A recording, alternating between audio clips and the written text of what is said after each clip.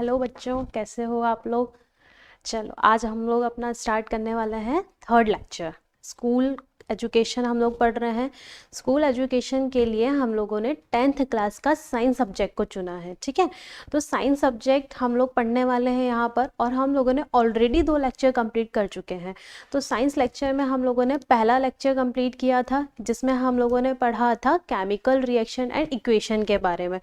रासायनिक समीकरण हम लोगों ने वहाँ पर अच्छे से पढ़ लिए थे। दूसरे लेक्चर में हम लोगों ने देख लिया था कि रासायनिक समीकरण के प्रकार क्या क्या होते हैं, फिजिकल केमिकल चेंज कौन कौन से होते हैं। ठीक है, और हम लोगों ने नेक्स्ट लेक्चर में ये भी पढ़ लिया था कि केमिकल रिएक्शन क्या होती हैं, और उनको बैलेंस करने का हम लोगों ने एक बेसिक रूल्स पढ़ लिए थे। ठीक है, तो अब आज हम लोगों को पढ़ना था एक नया टॉपिक जिसका नाम है टाइप ऑफ केमिकल रिएक्शन।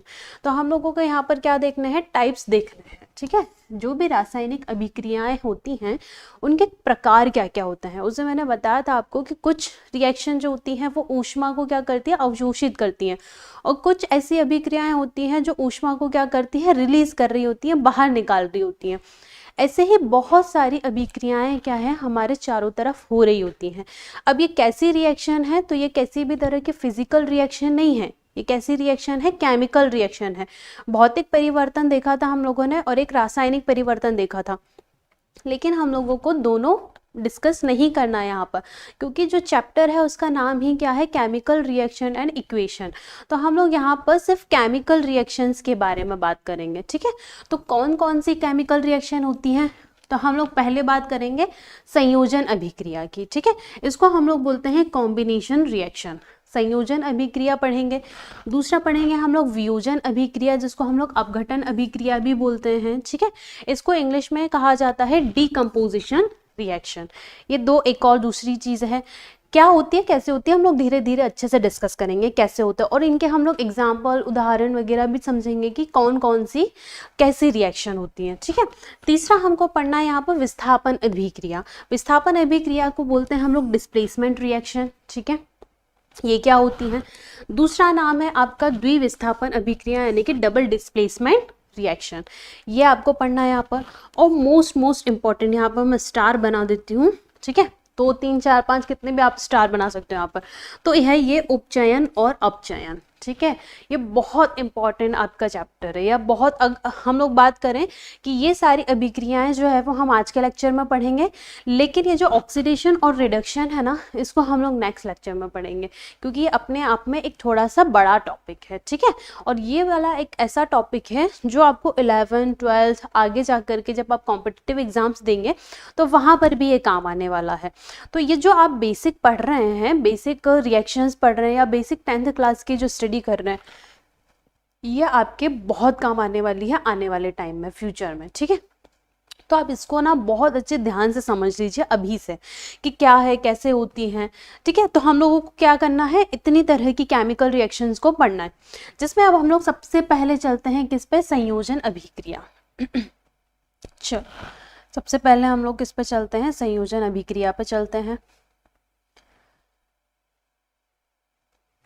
पहले ये कौन सी रिएक्शन है, इसको हम लोग बोलेंगे कॉम्बिनेशन रिएक्शन।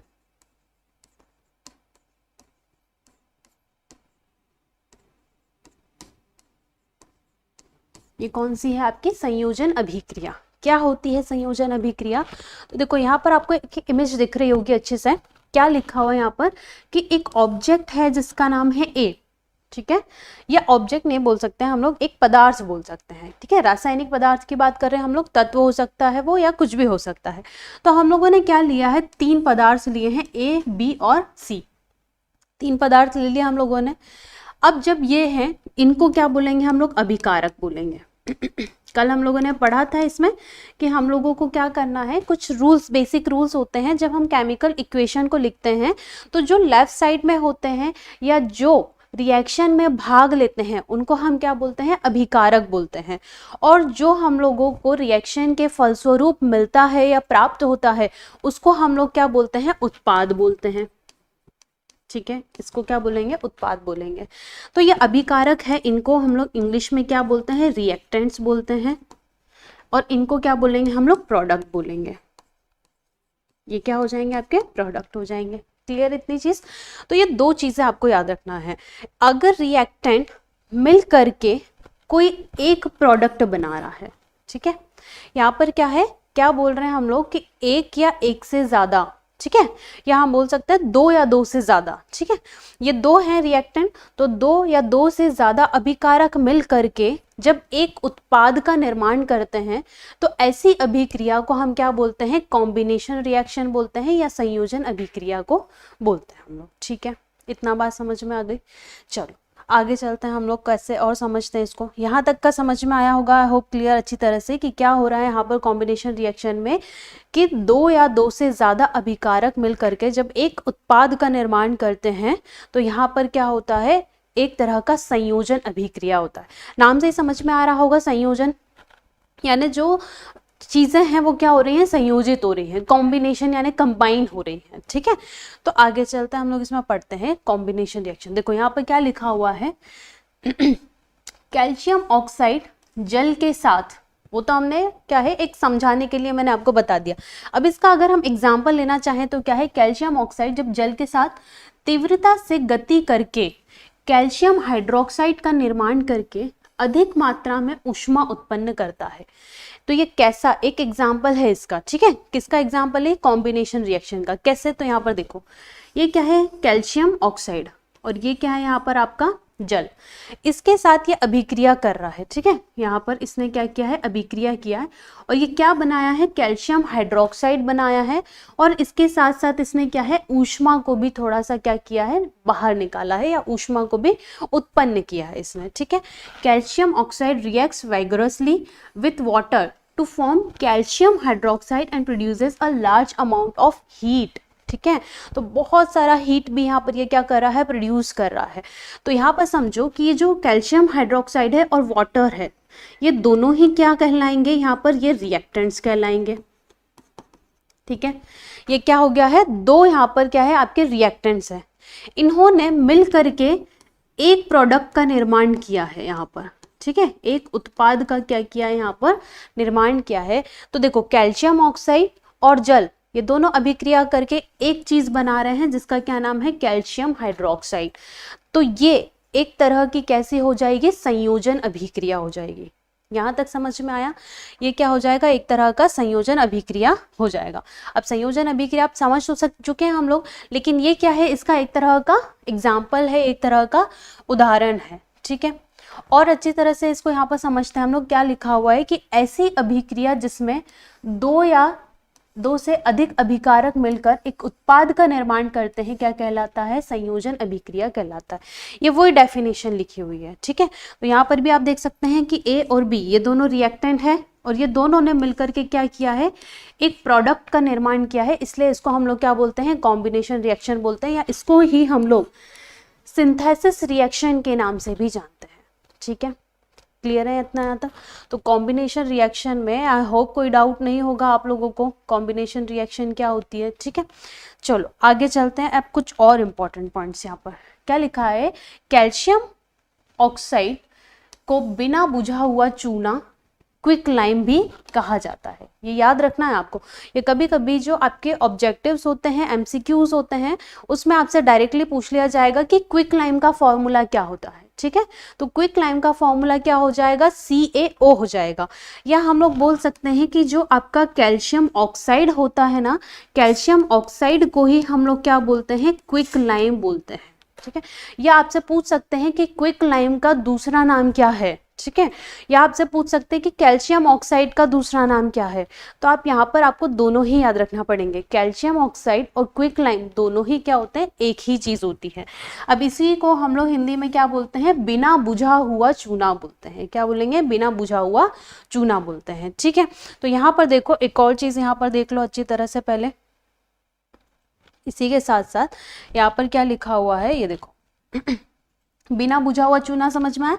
आगे चलते हैं, इसमें देखो क्या लिखा हुआ है कि कैल्शियम हाइड्रोक्साइड जो है इसको हम लोग बुझा हुआ चूना बोलते हैं। तो बिना बुझा हुआ चूना यानी क्या हो गया, कैल्शियम ऑक्साइड, इसको हम लोग क्या बोल रहे हैं, क्विक लाइम बोल रहे हैं।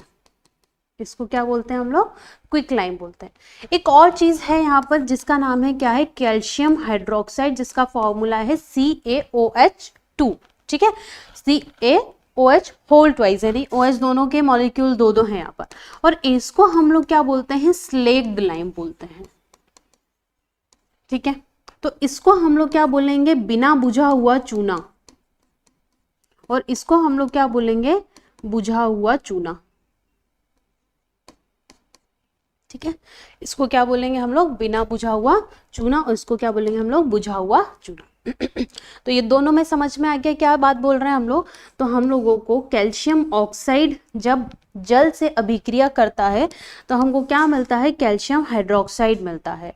और ये जो कैल्शियम ऑक्साइड होता है इसको हम लोग क्विक लाइम के नाम से जानते हैं, और कैल्शियम हाइड्रोक्साइड को हम लोग स्लेक्ड लाइम के नाम से जानते हैं। ठीक है, इतना समझ में आया। चलो आगे चलते हैं।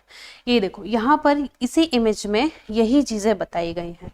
क्या बताया है यहाँ पर कि जब कभी भी क्विक लाइम, ये जो कैल्शियम आपको ऑक्साइड दिख रहा है ये क्विक लाइम, ठीक है, जब इसके अंदर जब हम लोग पानी ऐड कर देते हैं तो आपको क्या मिलता है, ये स्लेक्ड लाइम मिलता है, कैल्शियम हाइड्रोक्साइड मिलता है।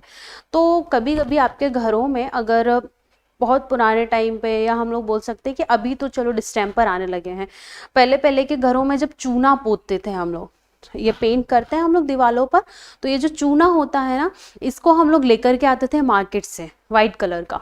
तो वो क्या होता था, ये कैल्शियम ऑक्साइड हुआ करता था।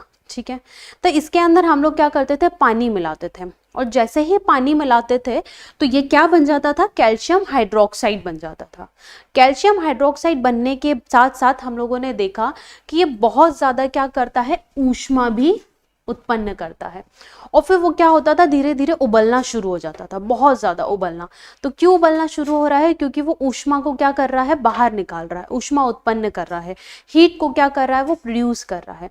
तो ये अगर एक्सपेरिमेंट नहीं देखा है तो आप आराम से घर पे भी कर सकते हैं, ला करके थोड़ा सा मार्केट से चूना लेकर के आना और उसमें थोड़ा सा पानी डाल देना। ठीक है, तो पानी डालेंगे तो कैल्शियम ऑक्साइड जो आप खरीद के लेकर के आएंगे मार्केट से, वो क्या होगा, कैल्शियम ऑक्साइड होगा, और उसमें जब आप पानी ऐड करेंगे तो वो क्या बन जाएगा, आपका स्लेक्ड लाइम बन जाएगा, कैल्शियम हाइड्रोक्साइड बन जाएगा, और उसी के साथ साथ क्या होगा, बहुत सारी ऊष्मा उत्पन्न होगी। ठीक है, आगे चलते हैं हम लोग। जब ये कैल्शियम हाइड्रोक्साइड है ना, ये किसके साथ, अब ये कैल्शियम हाइड्रोक्साइड बन चुका है, अब ये क्या है, हमारा एक घोल बन चुका है, इसको हम लोग क्या करेंगे, पेंट करेंगे दीवारों पे। अब आप पेंट करेंगे तो क्या करेंगे, जो भी ब्रश है, ब्रश को लेंगे तो आपके जो इन्वायरमेंट है, ये जो आपका वायुमंडल है, इसके अंदर आपको क्या मिलेगा, CO2 मिलेगा। ठीक है, CO2 हर जगह मौजूद है, ऑक्सीजन भी हर जगह मौजूद है। तो ये CO2 के साथ ये जो कैल्शियम हाइड्रोक्साइड है ना, ये अभिक्रिया करके क्या बना लेगा, ये कैल्शियम कार्बोनेट बना लेगा। क्या बना लेगा, कैल्शियम कार्बोनेट, और इसी को हम लोग क्या बोलते हैं, लाइमस्टोन बोलते हैं। ठीक है, क्या बोलेंगे इसको हम लोग, लाइमस्टोन बोलेंगे। इतनी चीजें यहाँ तक समझ में आई, आई होप। ठीक है, तो यहाँ पर क्या होता है, ये जो लाइमस्टोन होता है ये क्या करेगा, यही दीवालों पर एक पतली सी परत बना लेगा। ठीक है, और उसी को हम लोग क्या बोलेंगे, चूना, जो भी आप चूना लेकर के आते हैं, और ये क्या होता है, इसको हम लोग क्या करते हैं, पेंट करते हैं। तो यहाँ पर इसी तरह से ये काम करता है। चलो आगे और समझ लेते हैं इसको हम लोग कैसे वो बात करेंगे। देखो यहाँ पर क्या लिखा हुआ है कि कैल्शियम हाइड्रोक्साइड के विलयन का उपयोग दीवारों की सफेदी करने के लिए किया जाता है, यहाँ पे लिखा हुआ है अच्छी तरह से। और यहाँ पर क्या लिखा हुआ है कि कैल्शियम हाइड्रोक्साइड वायु में उपस्थित CO2 के साथ धीमी गति से क्या करता है, ये अभिक्रिया करके दीवारों पर क्या बना देता है, ये कैल्शियम कार्बोनेट की एक पतली सी परत बना लेता है। ठीक है, और इसी को हम लोग क्या बोलते हैं, लाइमस्टोन बोलते हैं। इसी को हम लोग क्या बोलेंगे, लाइमस्टोन बोलेंगे। क्लियर है, चूना पत्थर जिसको हम लोग बोलते हैं। ठीक है, ये क्या हो गया आपका चूना पत्थर। तो इसी तरह से क्या करेंगे हम लोग, अपने दीवारों पर पेंट करेंगे। तो ये कैल्शियम ऑक्साइड, कैल्शियम हाइड्रोक्साइड और कैल्शियम कार्बोनेट में क्या अंतर होता है, पूरी प्रोसेस समझ में आ गई क्या हो रहा है यहाँ पर। ठीक है, अब वापस से रिवाइज कर लेते हैं हम लोग कि क्या किया हम लोगों ने। कैल्शियम ऑक्साइड को जब हम लोग जल के साथ अभिक्रिया करवाते हैं तो क्या निर्माण होता है, कैल्शियम हाइड्रोक्साइड का निर्माण होता है, और इसी के साथ साथ बहुत सारी क्या होती है, ऊष्मा उत्पन्न होती है। ठीक है, लेकिन जब कभी भी कैल्शियम हाइड्रोक्साइड CO2 के साथ रिएक्ट करता है तो ये क्या बना लेता है, कैल्शियम कार्बोनेट बना लेगा। ठीक है, क्या बना लेगा ये, कैल्शियम कार्बोनेट का निर्माण करता है। इतना समझ में आ गया। चलो ये कॉम्बिनेशन रिएक्शन में हम लोगों ने पढ़ा है, ठीक है, तो कॉम्बिनेशन रिएक्शन समझ में आई होगी अच्छी तरह से। नेक्स्ट क्या है यहाँ पर, देखो वही है, यहाँ पर कैल्शियम हाइड्रोक्साइड जो है वो क्या बन गया है, एक एक्वस सॉल्यूशन बन चुका है। यहाँ पर ये कैल्शियम हाइड्रोक्साइड क्या AQ लिखा हुआ है इसके आगे, कल हम लोगों ने पढ़ा था कि अगर कोई चीज़ सॉलिड है, ठीक है, ठोस अवस्था में है, तो उसके आगे हम लोग S लगाएंगे जब हम रिएक्शन या जब हम लोग इक्वेशन लिखेंगे तब। अगर कोई चीज़ लिक्विड है तो उसके नाम के आगे हम लोग L लिखेंगे, ठीक है। अगर कोई एक्वस विलयन है, कोई क्या है, विलयन है, तो उसके आगे हम क्या लिखेंगे, AQ लिखेंगे, यानी कि हम लोग यहाँ पर बात कर सकते हैं सॉल्यूशन के लिए, ठीक है। और अगर कोई चीज़ क्या है, गैस है, तो गैस के लिए हम लोग क्या लिखेंगे, G का लिखेंगे, ठीक है। ये क्या हो गया आपका, ये लिक्विड हो गया और ये क्या हो गया आपका, सॉल्यूशन हो गया, और ये क्या हो गई आपकी, गैस हो गई। इनके लिए हम लोगों ने ये रूल्स पढ़े थे। अब ये जो कैल्शियम हाइड्रोक्साइड है ये एक तरह का क्या बन चुका है, सॉल्यूशन बन चुका है। किस चीज़ का सॉल्यूशन बना है ये, तो इसके अंदर दो चीज़ें, एक तो कैल्शियम ऑक्साइड है और एक चीज़ क्या है आपका H2O है। जब इन दोनों की अभिक्रिया करवाई थी हम लोगों ने, तभी तो कैल्शियम हाइड्रोक्साइड बना था। और ये कैल्शियम हाइड्रोक्साइड क्या है, एक तरह का एक्वस सॉल्यूशन है, ठीक है। अब हमने देखा कि जब ये CO2 के साथ रिएक्ट करेगा, जैसे हम लोग इसको दीवारों पर पेंट करना शुरू करेंगे, तो क्या होगा, ये CO2 के साथ या कार्बन डाइऑक्साइड के साथ क्या करेगा, रिएक्ट करना ये शुरू कर देगा। और रिएक्ट करने के बाद ये क्या बन जाएगा, कैल्शियम कार्बोनेट बन जाएगा। और ये कैसा होगा, ये सॉलिड होगा, ठीक है। तो लिक्विड से किस में बदल जाएगा, ये सॉलिड में बदल जाएगा, और क्या करेगा, दीवारों पर एक पतली सी परत छोड़ देगा अपनी, ठीक है। तो ये क्या हो गई आपकी, कौन सी रिएक्शन हम लोगों ने पढ़ी यहाँ पर, कॉम्बिनेशन रिएक्शन पढ़ा, ठीक। आगे इसमें और देख लेते हैं क्या लिखा हुआ है कि इस अभिक्रिया में उत्पाद के निर्माण, इस अभिक्रिया में उत्पाद के निर्माण के साथ साथ क्या हो रहा है, ऊष्मा भी उत्पन्न हो रही है। ये हम लोगों ने ऑलरेडी देखा कि जब कैल्शियम ऑक्साइड को जल के साथ अभिक्रिया करवा के कैल्शियम हाइड्रोक्साइड बनता है, उसके साथ साथ क्या होता है, ऊष्मा भी उत्पन्न हो रही है बहुत ज़्यादा। तो यहाँ पर क्या है, उत्पाद के साथ साथ ऊष्मा भी उत्पन्न होती है। तो यहाँ पर लिखा हुआ है कि ऐसी अभिक्रिया जिसमें ऊष्मा भी उत्पन्न होती है, उसको हम लोग क्या बोलते हैं, ऊष्मा क्षेपी रासायनिक अभिक्रिया बोलते हैं, या उसी को हम लोग बोल देंगे एक्सोथर्मिक केमिकल रिएक्शन। इसी को हम लोग क्या बोलेंगे, एक्सोथर्मिक केमिकल रिएक्शन। तो जिस केमिकल रिएक्शन में हीट प्रोड्यूस होती है, ऐसी रिएक्शन को हम लोग क्या बोलते हैं, एक्सोथर्मिक केमिकल रिएक्शन कहा जाता है, ठीक है। ये देखो यहाँ पर क्या लिखा हुआ, एक्सोथर्मिक। अब ये क्या आ गया, एक नया टाइप ये आ गया आपका, एक और क्या है नया, कॉम्बिनेशन रिएक्शन के बाद हम लोग क्या बोल सकते हैं कि ऐसी रिएक्शन भी होती हैं जिसमें किसी में क्या होता है, या तो ऊष्मा बाहर निकल रही है, तो ऐसी अभिक्रियाओं को हम लोग क्या बोलेंगे, ऊष्मा क्षेपी अभिक्रिया बोलेंगे, या फिर हम उसको बोलेंगे एक्सोथर्मिक केमिकल रिएक्शन। अब ये एक्सोथर्मिक केमिकल रिएक्शन के कुछ और उदाहरण की बात कर रहे हैं। पहला उदाहरण तो आपने देख ही लिया है यहाँ पर, कैल्शियम ऑक्साइड वाला। अब दूसरा कोई अगर एग्जाम्पल हम लोग देखना चाहें तो इसमें पहला एग्जाम्पल क्या है यहाँ पर, तो प्राकृतिक गैस का जब दहन होता है, ठीक है, डिस्ट्रॉय ऑफ नेचुरल गैस, तो या कंबशन ऑफ नेचुरल गैस हम लोग इसको इंग्लिश में बोल सकते हैं, कंबशन ऑफ नेचुरल गैस, ठीक है। तो प्राकृतिक गैस का दहन ये एक तरह की कैसी अभिक्रिया है, तो ये एक तरह का एक्सोथर्मिक रिएक्शन है। क्या हो रहा है यहाँ पर, CH4, ये क्या है आपके, मीथेन है, इसको हम लोग क्या बोलेंगे, मीथेन बोलेंगे, ठीक है। और ये जो मीथेन है ना, इसी को हम लोग क्या बोलते हैं, प्राकृतिक गैस के नाम से जानते हैं। इसके अलावा क्या लिखा हम लोगों ने कि जब इसको हम लोग ऑक्सीजन के साथ रिएक्ट करवाते हैं तो क्या बन रहा है यहाँ पर, CO2 बन रहा है और H2O बन रहा है, और क्या बन रहा है, हीट बन रही है। ये पढ़ा हम लोगों ने, ठीक है।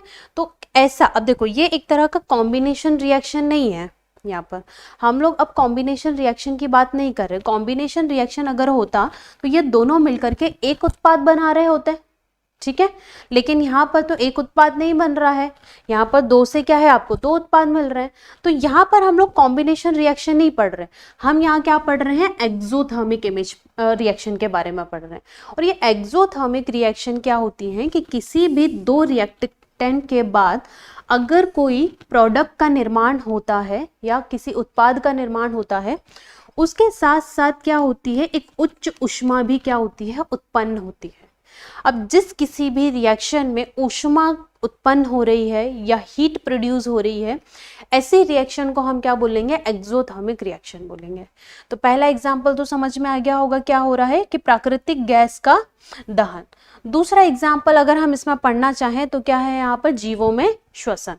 देखो सेकेंड एग्जाम्पल क्या है यहाँ पर, जीवों में श्वसन। ठीक है, जीवों में श्वसन क्या हो रहा है, तो देखो हम लोग क्या करते हैं, हमारे अंदर जो हम लोग ग्लूकोज खाते हैं वही ग्लूकोज होता है हमारे अंदर।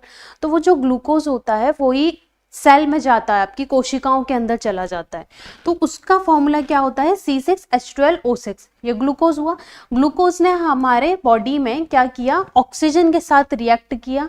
ऑक्सीजन के रिएक्ट करने के बाद यहाँ पर इसने क्या बनाया, CO2 बनाया और थोड़े से जल वाष्प बनाया, H2O बनाया, और उसके साथ इसने क्या बनाया, ऊष्मा का भी निर्माण किया। ठीक है, तो जब कभी भी हम लोग ऑक्सीजन लेते हैं अंदर, हम लोग क्या करते हैं, श्वसन करते समय क्या करते हैं, हम ऑक्सीजन अंदर लेते हैं और कार्बन डाइऑक्साइड बाहर छोड़ते हैं। तो जब हम ऑक्सीजन को अंदर लेते हैं तो ये ग्लूकोज के साथ रिएक्ट करके क्या बना लेता है, कार्बन डाइऑक्साइड बना लेता है। ठीक है, और कार्बन डाइऑक्साइड को जब हम बाहर छोड़ते हैं तो हल्की सी गर्म हवा आती है बाहर। ठीक है, तो गर्म हवा कैसे आ रही है, क्योंकि उसके साथ क्या हो रहा है, ये ऊष्मा भी उत्पन्न हो रही है। तो ये एक तरह की कैसी हो जाएगी, आपकी ऊष्माक्षेपी अभिक्रिया हो जाएगी या एक्सोथर्मिक इमेज हो जाएगी। यहाँ पर ये देखो लिखा हुआ है। तो इस तरह से हम लोग क्या करते हैं, रेस्पिरेशन करते हैं। तो जो भी आप रेस्पिरेशन करेंगे वो एक केमिकल रिएक्शन होती है, और वो कैसी, हमारी शरीर में बहुत सारी केमिकल रिएक्शन चल रही होती हैं। ठीक है, बहुत सारी केमिकल रिएक्शन। तो जब हम लोग बायोलॉजी पढ़ेंगे तब वहाँ पर अच्छी तरह से डिस्कस करेंगे कि कैसी कैसी केमिकल रिएक्शन हमारी बॉडी में चल रही होती है। अब एक केमिकल रिएक्शन या एक रासायनिक अभिक्रिया उसमें से एक है जिसका नाम है श्वसन। क्या है, श्वसन। और जीवों में, हमारे अंदर नहीं बात करें, जितने भी लिविंग थिंग है, जितने भी जीवित चीजें हैं, उनके अंदर ये श्वसन क्या है, होता ही होता है। आई बात समझ में। अब ये जो श्वसन है ये एक तरह का केमिकल रिएक्शन है, और ये कैसी प्रक्रिया है, तो हम लोग ये बात करें कि एक तरह की एक्सोथर्मिक रिएक्शन है। ठीक है, तो एक्सोथर्मिक रिएक्शन भी अच्छी तरह से समझ में आ गया होगा। चलो आगे चलते हैं। ठीक है, अब इसको पढ़ते हैं हम लोग। नेक्स्ट टॉपिक है आपका डीकंपोजिशन रिएक्शन।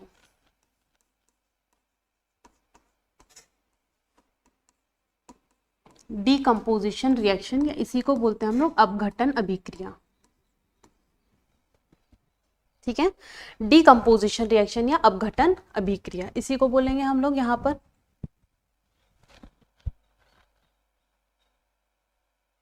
चलो यहाँ पर हम लोगों ने देखो सबसे पहले क्या पढ़ना था हम लोगों को, ये देखो हम लोग क्या पढ़ने वाले हैं यहाँ पर, ये संयोजन अभिक्रिया हमारा कंप्लीट हो चुका है।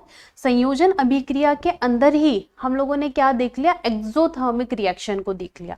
नेक्स्ट टॉपिक हमारा अब यहाँ पर स्टार्ट होता है, जिसको हम लोग क्या बोलते हैं, अपघटन अभिक्रिया बोलते हैं। ठीक है, या इसी को किसके नाम से जाना जाता है, वियोजन अभिक्रिया के नाम से जाना जाता है। तो अब हम लोग किसके बारे में पढ़ने वाले हैं, इस वियोजन अभिक्रिया के बारे में पढ़ेंगे। ठीक है, तो इसको समझना क्या हो रहा है वियोजन अभिक्रिया के अंदर। चलो यहाँ पर क्या लिखा हुआ है कि one reactant breaks down into 2 और मोर प्रोडक्ट्स। ठीक है, क्या लिखा हुआ है कि एक रिएक्टेंट, यानी ये क्या हो जाएंगे, रिएक्टेंट हो जाएगा, और ये क्या हो जाएगा, प्रोडक्ट हो जाएगा। तो एक रिएक्टेंट, ये दोनों क्या है, एक ही है, ये दोनों क्या है, एक ही है, ये दोनों मिले हुए हैं। अब इसको हम कुछ भी समझ सकते हैं, इसको हम लोग सोडियम समझ लेते हैं और इसको हम लोग क्लोरीन समझ लेते हैं। तो ये एक तरह से पूरा फॉर्मूला नहीं बन गया NaCl। ठीक है, तो ये क्या हो गया, एक चीज हो गई। अब क्या होगा, जब ये टूटेगा तो ये 2 भागों में टूट जाएगा, ये Na और ये क्या हो जाएगा, Cl। 2 भागों में जब टूट जाता है एक रिएक्टेंट, क्या लिखा है, 2 या 2 से ज्यादा उत्पाद में क्या हो रहा है, जब टूटता है, तो ऐसी प्रक्रिया को हम क्या बोलते हैं, वियोजन अभिक्रिया बोलते हैं, या अपघटन अभिक्रिया के नाम से जानते हैं, या इसी को हम लोग बोल देंगे डीकंपोजिशन रिएक्शन। ठीक है, कोई भी चीज़ अगर छोटे छोटे भागों में टूट जाती है तो इसी प्रोसेस को हम लोग डिकम्पोज करना बोलते हैं या अपघटन की एक प्रक्रिया बोलते हैं। तो ये जो रिएक्शन चल रही है, अभिक्रिया चल रही है, इसमें क्या हो रहा है, जो रिएक्टेंट है वो पूरी तरह से टूट रहा है। तो इसी में क्या हो रहा है, इसीलिए इसी को हम नाम से ही समझ सकते हैं। जैसे कॉम्बिनेशन रिएक्शन है तो उसमें कंबाइन हो रहा है, और डिकम्पोजिशन रिएक्शन है तो रिएक्टेंट क्या हो रहा है, टूट रहा है यहाँ पर। तो ये क्या हो जाएगा, टूट जाएगा। देखो यहाँ पर जनरल फॉर्म लिखा हुआ है कि ए बी जो हो रहा है वो किस में टूट रहा है, ए और बी के फॉर्म में टूट रहा है। अब अगर एलिमेंट एग्जांपल लेकर के हम लोग समझे तो एक और एग्जांपल ले लेते हैं, CO, इसको बोलते हैं हम लोग कार्बन मोनोऑक्साइड। अब ये कार्बन मोनोऑक्साइड क्या हो रहा है, अगर ये टूटेगा तो C और O के फॉर्म में क्या हो जाएगा, टूट जाएगा। तो ये एक तरह का कैसा है, रिएक्शन है, डिकम्पोजिशन रिएक्शन है। अगर हम कंपाउंड को लेकर के देखें, ये तो एलिमेंट है जो तत्व है, लेकिन अगर कंपाउंड के फॉर्म में देखें तो यहाँ पे लिखा हुआ है CaOH होल ट्वाइस, इसी को बोलते हैं हम लोग कैल्शियम हाइड्रोक्साइड। तो यहाँ पर क्या लिखा हुआ है कि कैल्शियम हाइड्रोक्साइड क्या होता है, किस के भागों में टूटेगा, कैल्शियम ऑक्साइड और H2O में क्या होता है, टूट जाता है। तो ये क्या है, एक ही रिएक्टेंट है, लेकिन प्रोडक्ट आपको कितने मिल रहे हैं, 2 मिल रहे हैं। ठीक है, तो एक रिएक्टेंट जब एक अभिकारक 2 या 2 से ज्यादा उत्पाद में क्या होता है, डिवाइड हो जाता है, विभाजित हो जाता है, तो ऐसी प्रक्रिया को हम क्या बोलते हैं, डिकम्पोजिशन रिएक्शन के नाम से जानते हैं। ठीक है, तो ये डिकम्पोजिशन रिएक्शन अच्छे से समझ में आया होगा, अच्छी तरह से। चलो आगे चलते हैं, अब हम लोग आगे चलते हैं। यहाँ पर एक और चीज लिखी हुई है, देखो अब यहाँ पर क्या है, आपको एग्जाम्पल दिया हुआ है। क्या एग्जाम्पल दिया हुआ है कि एक तो फेरस सल्फेट है, आपको क्या दिया हुआ है, फेरस सल्फेट, FeSO4। ये फेरस सल्फेट कैसा है, सॉलिड है, इसलिए इसके आगे S लिख दिया गया है। ठीक है, जब आप रिएक्ट करवाते हैं, जब ये रिएक्शन के बाद या अभिक्रिया करने के बाद ये किस में टूटता है, तो FeO यानी कि फेरिक ऑक्साइड में टूटता है। FeO यानी क्या होता है, फेरिक ऑक्साइड होता है। और किस में टूटेगा, ये सल्फर ऑक्साइड, सल्फर डाइऑक्साइड और सल्फर ट्राइऑक्साइड, ये डाइऑक्साइड है, यहाँ पर 2 लिख लेना। ठीक है, ये फेरिक ऑक्साइड में टूटेगा, सल्फर डाइऑक्साइड और सल्फर ट्राइऑक्साइड में ये टूटेगा। अब ये बैलेंस नहीं है, अब यहाँ पर आप ध्यान नहीं दीजिए। ठीक है, बैलेंस करना हम लोग अलग से सीखेंगे इक्वेशन को। अभी इतना समझिए कि डिकम्पोजिशन रिएक्शन होता क्या है। तो यहाँ पर वापस से लिखा हुआ है कि अगर रिएक्टेंट एक है और प्रोडक्ट 2 या 2 से ज्यादा में टूट जाएगा। अब यहाँ पर देखो, जो रिएक्टेंट है वो आपको एक है, ठीक है, लेकिन प्रोडक्ट कितने मिल रहे हैं आपको, 1 2 3 प्रोडक्ट मिल रहा है। तो एक रिएक्टेंट जब 2 या 2 से ज्यादा प्रोडक्ट में क्या होता है, टूट जाता है, तो ऐसी अभिक्रिया को हम क्या बोलते हैं, वियोजन अभिक्रिया बोलते हैं या अपघटन अभिक्रिया के नाम से जानते हैं। इतना क्लियर यहाँ तक समझ में आया? ठीक है, चलो आगे चलते हैं और हम लोग और एग्जाम्पल देख लेते हैं हम लोग। ऐसा रासायनिक अभिक्रिया जिसमें एक अभिकारक टूटकर छोटे छोटे उत्पाद प्रदान करता है, अपघटन अभिक्रिया कहलाता है। ये वो वाला एग्जाम्पल है। यहाँ पर फेरस सल्फेट को गर्म करने पर यह फेरिक ऑक्साइड, सल्फर डाइऑक्साइड और सल्फर ट्राइऑक्साइड में क्या होता है, ये वियोजित हो जाता है। वियोजित हो जाता है यानी विभाजित हो जाता है। ठीक है, ये वही प्रोसेस के नाम से आपको जाना जा रहा है। क्लियर है? ये एग्जाम्पल आपको याद रखना है। ठीक है, इसी प्रकार इसी में लिखा हुआ है कि इसी प्रकार ऊष्मा देने पर कैल्शियम कार्बोनेट का कैल्शियम ऑक्साइड तथा कार्बन डाइऑक्साइड में क्या होता है, वियोजित हो जाता है। अब एक और एग्जाम्पल दे दिया है किसका, डिकम्पोजिशन रिएक्शन का, कि अगर आप कैल्शियम कार्बोनेट को थोड़ा सा भी गर्म करते हैं तो वो कैल्शियम ऑक्साइड और कार्बन डाइऑक्साइड में क्या हो जाएगा, टूट जाएगा। तो ये क्या है, एक रिएक्टेंट है और प्रोडक्ट कितने बन रहे हैं आपके, 2 बन रहे हैं। ठीक है, तो ये भी क्या है, एक तरह का आपका डिकम्पोजिशन रिएक्शन है। और लिखा हुआ है यहाँ पर कि इसी प्रकार सूर्य के प्रकाश में जब सिल्वर ब्रोमाइड का वियोजन सिल्वर तथा ब्रोमीन में होता है। ठीक है, क्या लिखा है यहाँ पर, ये देखो, ये क्या लिखा हुआ है, सिल्वर ब्रोमाइड। तो सिल्वर ब्रोमाइड क्या है, एक रिएक्टेंट है, एक ही रिएक्टेंट है। ये किस में टूट रहा है, सिल्वर और ब्रोमीन में टूट रहा है, यानी कि आपको प्रोडक्ट कितने मिल रहे हैं, 2 मिल रहे हैं। तो ये एक तरह का क्या हो जाएगा, आपका डीकम्पोजिशन रिएक्शन के नाम से हम जानेंगे। ठीक है, याद रखना है इसमें एक फैक्ट कि जो सिल्वर ब्रोमाइड है इसका उपयोग हम लोग श्याम श्वेत फोटोग्राफी में किया जाता है। जो ब्लैक एंड व्हाइट फोटोग्राफी होती है आपकी, कलरफुल नहीं, ब्लैक एंड व्हाइट फोटोग्राफी जो होती है उसके अंदर हम लोग ये सिल्वर ब्रोमाइड का क्या करते हैं, यूज करते हैं। पूछा जाता है कि फोटोग्राफी में किसका यूज होता है, किस केमिकल का यूज होता है, तो वो याद रखना है आपको, किसका, सिल्वर ब्रोमाइड का। ठीक है, अब एक और चीज यहाँ पर समझो यहाँ पर क्या लिखा हुआ है, वियोजन अभिक्रिया में अभिकारक को तोड़ने के लिए ऊष्मा, प्रकाश या विद्युत ऊर्जा की आवश्यकता होती है। ठीक है, क्या बोल रहे हैं यहाँ पर कि जो भी डिकम्पोजिशन रिएक्शन है, वियोजन अभिक्रिया है, उसमें रिएक्टेंट को तोड़ने के लिए, जब उत्पाद बनाएंगे हम लोग तो उसको तोड़ने के लिए हमको कुछ ना कुछ तो जरूरत पड़ेगा। तो हम लोग कैसे तोड़ सकते हैं वियोजन अभिक्रिया में रिएक्टेंट को, या तो हम उसको ऊष्मा दे दें, हीट दे दें हम उसको, या फिर हम उसको सनलाइट दे दें, उसको हम लोग बाहर रख दें धूप में, तो उसकी वजह से ये हो सकता है। या हम लोग उसमें क्या कर सकते हैं, इलेक्ट्रिसिटी प्रोड्यूस कर सकते हैं, विद्युत एनर्जी उसको दे देते हैं हम लोग। ठीक है, तो किसी भी तरह की ऊर्जा देने की आपको क्या है, उसमें जरूरत पड़ेगी। अब ऊर्जा आप उसमें देंगे, ठीक है, तो एक तरह से आप जो हीट एनर्जी है या कोई भी चीज है आप उसके अंदर क्या कर रहे हैं, डाल रहे हैं। तो ऐसी अभिक्रिया जो होती है उसी को हम लोग क्या बोलते हैं, एंडोथर्मिक रिएक्शन बोलते हैं, या ऊष्मा शोषी अभिक्रिया कहलाती है। अब ये क्या कर रही है, ऊष्मा को मतलब अवशोषित कर रही है। ठीक है, तो इसीलिए हम क्या बोल रहे हैं, इसको अवशोषी अभिक्रिया यानी कि ऊष्मा अवशोषी अभिक्रिया, या इसी को हम लोग इंग्लिश में क्या बोलेंगे, एंडोथर्मिक रिएक्शन बोलेंगे। इतना समझ में आया? तो यहाँ पर लिखा हुआ है कि in decomposition reaction heat, light, electrical energy is required to break the reactant. किसी भी रिएक्टेंट को तोड़ने के लिए इन तीन की आवश्यकता होगी ही होगी, और the reactants in which energy is absorb are called endothermic reaction. तो जिस किसी भी रिएक्शन में रिएक्टेंट अगर एनर्जी को क्या कर रहा है, एब्जॉर्ब कर रहा है, तो ऐसी रिएक्शन को क्या बोलेंगे हम लोग, एंडोथर्मिक रिएक्शन के नाम से जानेंगे। ये एग्जांपल ऑफ एंडोथर्मिक रिएक्शन दिया हुआ है, देखो कि जब पानी में हम लोग नमक घोलते हैं तो इसके अंदर क्या होता है, एनर्जी एब्जॉर्ब होती है। ठीक है, जब हम लोग अंडे को पकाते हैं तब भी यहाँ पर क्या होता है, एनर्जी ये एब्जॉर्ब कर रहा होता है, उसके अंदर एनर्जी जाती है। ब्रेड को जब हम बना रहे होते हैं तो उसके अंदर हम लोग हीट, बेकिंग वाली जो हीट होती है वो देते हैं, और फिर वो उसमें किसी में क्या होता है, एब्जॉर्ब होती है, और फिर क्या होता है, एक नई चीज आपकी बन रही होती है। फोटोसिंथेसिस यानी कि प्रकाश संश्लेषण नाम की एक प्रक्रिया सुनी होगी हम लोगों ने, जो पौधों में होती है, वो भी एक तरह की कैसी है, एंडोथर्मिक रिएक्शन है। ठीक है, बहुत सारी ऐसी एंडोथर्मिक रिएक्शन है, हम लोग और एग्जाम्पल पढ़ेंगे अच्छी तरह से। तो आज के लिए हम लोग क्या है, इतना रखते हैं। ठीक है, अदरवाइज बहुत ज़्यादा हो जाएगा। तो हम लोगों ने आज क्या समझना अच्छी तरह से, तो आपको याद रखना है कि हम लोगों ने क्या क्या पढ़ा यहाँ पर। ठीक है, तो सबसे पहले तो हम लोगों ने रासायनिक के प्रकार देखे कि क्या क्या हमको पढ़ना है यहाँ पर। इसके बाद हम लोगों ने यहाँ पर देख लिया कि कॉम्बिनेशन रिएक्शन क्या होती है।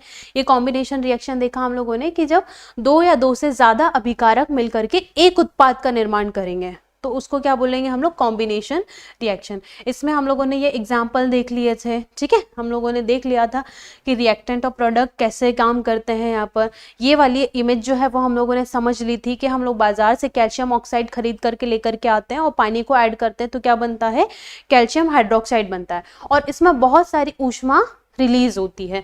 रिलीज होने के बाद जब हम इसको दीवार पे पेंट करते हैं, CO2 से कंपेयर रिएक्ट करने के बाद ये क्या बना लेता है, कैल्शियम कार्बोनेट का निर्माण करता है। ये भी हम लोगों ने पढ़ लिया था। ठीक है, इसमें अलावा हम लोगों ने बहुत सारी चीज़ें और देख ली थी। ये हम लोगों ने देख लिया था कि एक्सोथर्मिक रिएक्शन क्या होती है, ऊष्मा। एक्सोथर्मिक के हम लोगों ने दो एग्जांपल और देखे थे कि नेचुरल गैस का अगर कंबशन हो रहा है, प्राकृतिक गैस का अगर दहन हो रहा है, तो ये भी एक तरह का क्या है, एक्सोथर्मिक रिएक्शन है। इसके अलावा जो जीवों में श्वसन होता है ये भी एक तरह का क्या है, एक्सोथर्मिक रिएक्शन है। ठीक है, इसके अलावा हम लोगों ने ये डीकम्पोजिशन रिएक्शन के बारे में पढ़ा। डीकम्पोजिशन रिएक्शन में हम लोगों ने पढ़ लिया कि रिएक्टेंट जो होता है दो भागों में जब डिवाइड हो जाता है या वियोजित हो जाता है तो इसी को हम लोग वियोजन अभिक्रिया या अपघटन अभिक्रिया के नाम से हम लोग जानेंगे। ठीक है, और इसके अलावा हम लोगों ने इसके 2-3 एग्जाम्पल पढ़ लिए थे अच्छी तरह से, और हम लोगों ने एक्सोथर्मिक इमेज जो रिएक्शन है उसके 2-3 एग्जाम्पल हम लोगों ने और देखे। ठीक है। इसके अलावा ये तो हमारी बेसिक लाइफ के एग्जाम्पल है, लेकिन हम लोगों ने सिल्वर ब्रोमाइड वाला एग्जाम्पल भी पढ़ा जो सिल्वर और ब्रोमीन में टूटता है। बहुत सारे कैल्शियम हाइड्रोक्साइड का एग्जाम्पल पढ़ा जो कैल्शियम ऑक्साइड और H2O में टूट रहा था। तो ये बहुत सारे एग्जाम्पल हम लोगों ने यहाँ पर डिस्कस किए। कल हम लोग पढ़ेंगे डिस्प्लेसमेंट रिएक्शन और डबल डिस्प्लेसमेंट रिएक्शन, ठीक है। तो इन दोनों को डिस्कस करेंगे हम लोग कल, और फिर हम लोग पढ़ेंगे किसको, आपका ऑक्सीडेशन और रिडक्शन रिएक्शन। यहाँ तक आई होप समझ में आया होगा आपको। अगर वीडियो पसंद आ रहा है तो प्लीज़ लाइक करें और चैनल को सब्सक्राइब ज़रूर करें, और अपने फ्रेंड्स को ये वीडियो बिल्कुल ज़रूर शेयर करना है, ठीक है। Thank you.